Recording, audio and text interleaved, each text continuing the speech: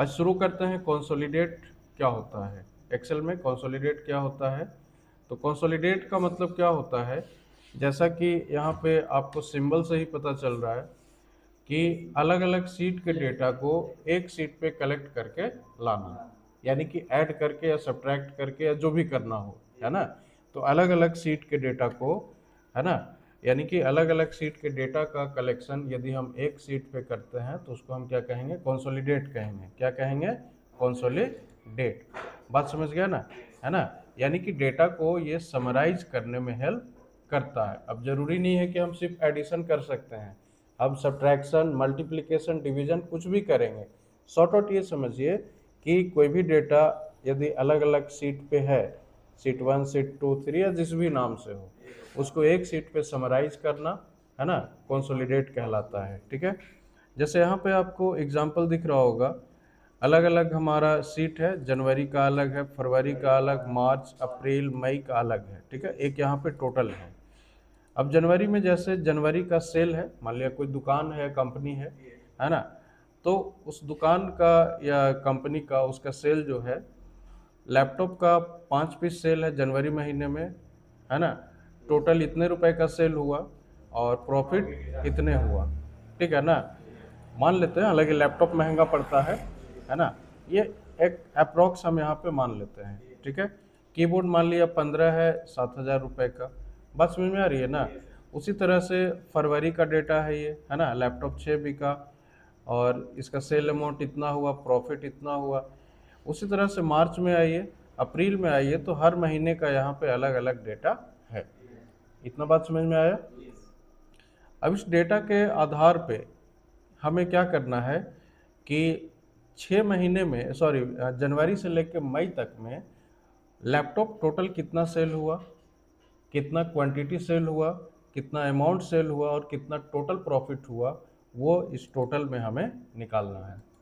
अब यदि हम इस काम को मैनुअल करेंगे तो टोटल 6 महीने में यदि हम क्वांटिटी की बात करें सिर्फ लैपटॉप की, तो 5, 5 प्लस फरवरी में 6, 11 और 7, 18 और 8, 26, है ना, 26 और 9, 35। ठीक है ना, 26 और 9, 35 सेल हुआ। लेकिन ये क्या है, टाइम कंज्यूमिंग प्रोसेस है, इसमें काफ़ी समय लगेगा।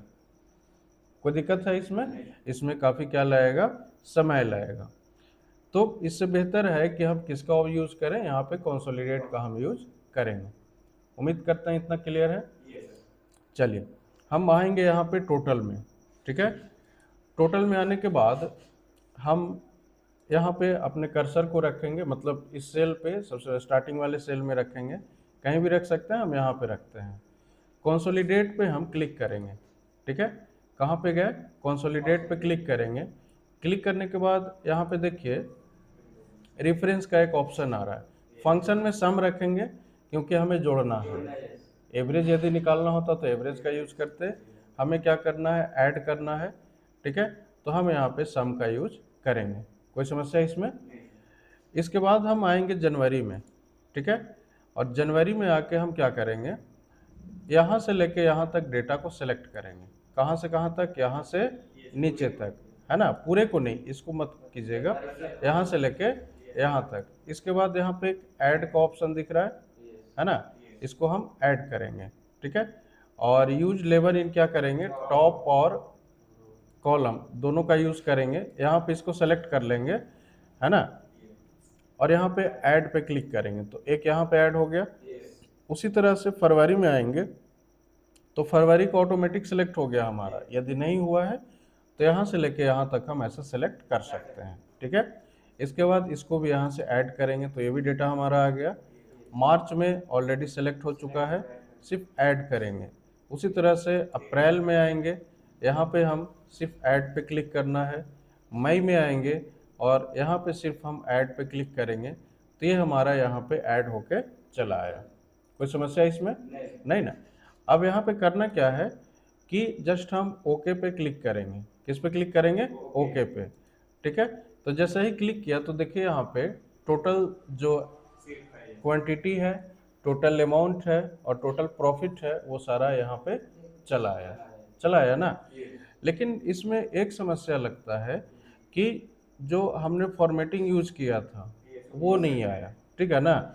जो जिस स्टाइल में हमारा था डेटा वो यहाँ पे नहीं आया। करने के लिए तो हमने कर लिया, लेकिन जो पैटर्न हमारा था, जो फॉर्मेटिंग हमने यूज किया था वो यहाँ पे नहीं आया। हम इस चीज़ को अपने स्टाइल में करेंगे, दूसरा तरीका। फिलहाल इसको हम डिलीट कर लेते हैं। अब ये तो बात समझ में आ गई कि कंसोलिडेट क्या होता है। तो अलग अलग सीट के डेटा को समराइज करना हो तो हम कंसोलिडेट का यूज करेंगे, बरोबर।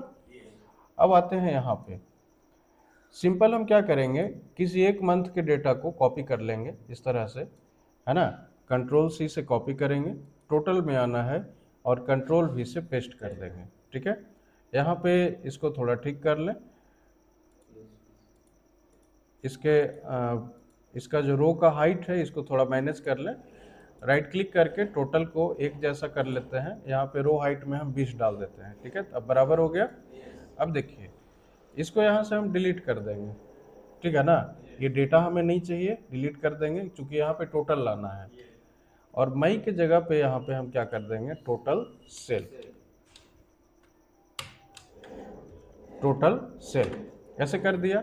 अब बात करते हैं क्वांटिटी के। तो क्वांटिटी हर सेल में है हमारा, सॉरी हर सीट में है। तो यहाँ पे क्वांटिटी को लाना है तो कैसे करेंगे, सबसे पहले इक्वल बटन प्रेस करेंगे, बराबर का साइन यहाँ पे डालेंगे। डालने के बाद हम जनवरी में आएंगे और इसको सेलेक्ट करेंगे। अभी लैपटॉप वाले को शिफ्ट कर रहे हैं, सेलेक्ट कर लेंगे प्लस, ठीक है।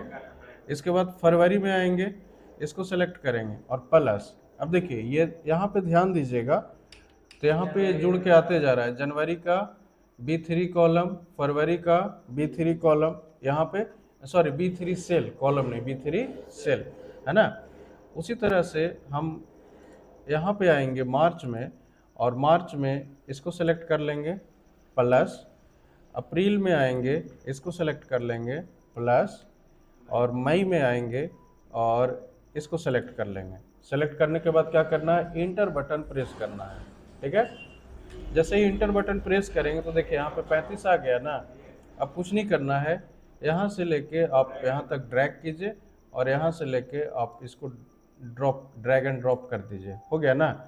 तो ये टोटल हमारा फॉर्मेट भी रह गया और कंसोलिडेट का भी काम हो गया, ठीक है ना। और डेटा भी हमारा बिल्कुल एकदम परफेक्ट आया है। हम सब्ट्रैक्ट भी कर सकते हैं, हम आपको ऐड करना हो, जो करना हो आप कर सकते हैं। नहीं, ऐड यदि प्लस का बटन यूज, प्लस यदि नहीं उसमें डालेंगे तो ऐड नहीं होगा, ठीक है ना। ऐड करने के लिए आपको प्लस का सिंबल यूज करना ही पड़ेगा, तभी तो ऐड होगा ना। नहीं, कंसोलिडेट में ऐड करने की आवश्यकता नहीं है, वो बस सेलेक्ट करना है ना। हाँ, कंसोलिडेट में हमने क्या बताया कि यहाँ पे आइए और यहाँ पे आपका दिख रहा है ना सम, तो इसमें से कोई एक फंक्शन यूज कर लिए, जो भी आपको करना है। मान लिया सिर्फ गिनना है तो काउंट का यूज कीजिए, औसत निकालना है तो एवरेज का यूज कीजिए, मैक्सिमम निकालना है तो मैक्स का, जो भी आपका यूज है। लेकिन ये थोड़ा समय लेता है और ये मेरे हिसाब से ये आसान है, ठीक है ना। तो उम्मीद करते हैं ये कंसोलिडेट अच्छे से समझ में आ गया, हो जाएगा ये, कोई दिक्कत इसमें। चलिए ठीक है।